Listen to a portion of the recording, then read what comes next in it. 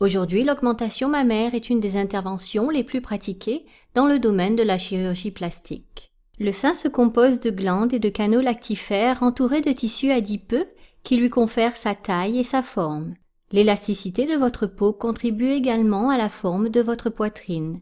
Au cours de votre vie, certains facteurs tels que l'âge, les modifications du poids et les grossesses peuvent avoir une influence sur l'élasticité de votre peau et sur les tissus constitutifs de votre poitrine. Par conséquent, l'apparence et la forme de votre poitrine s'en trouvent modifiées. Grâce à la technique d'augmentation mammaire, les femmes qui ne sont pas satisfaites de la taille ou de la forme de leur sein peuvent obtenir une poitrine galbée et plus volumineuse. Lors de l'intervention, un implant est placé dans une poche qui se forme dans le tissu mammaire. Cette technique permet d'augmenter ou d'équilibrer la taille de la poitrine, de lui redonner du volume et d'en remodeler la forme. Il faut cependant noter que l'augmentation mammaire n'est pas forcément à même de corriger une poitrine tombante. Dans ce cas, un rehaussement mammaire est souvent nécessaire et cette intervention peut être effectuée en même temps qu'une augmentation mammaire.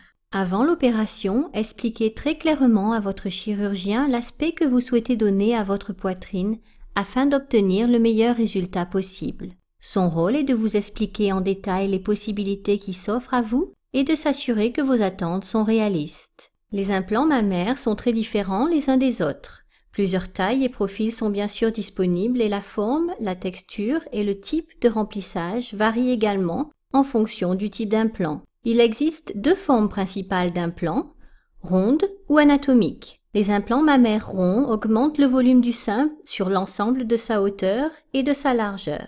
Les implants anatomiques en forme de goutte d'eau sont conçus pour donner un résultat dont l'aspect évoque les formes naturelles de la poitrine. La surface des implants mammaires peut être lisse ou texturée. La surface des implants texturés favorise leur intégration dans le tissu mammaire, les empêchant de se déplacer. Deux types de remplissage sont possibles.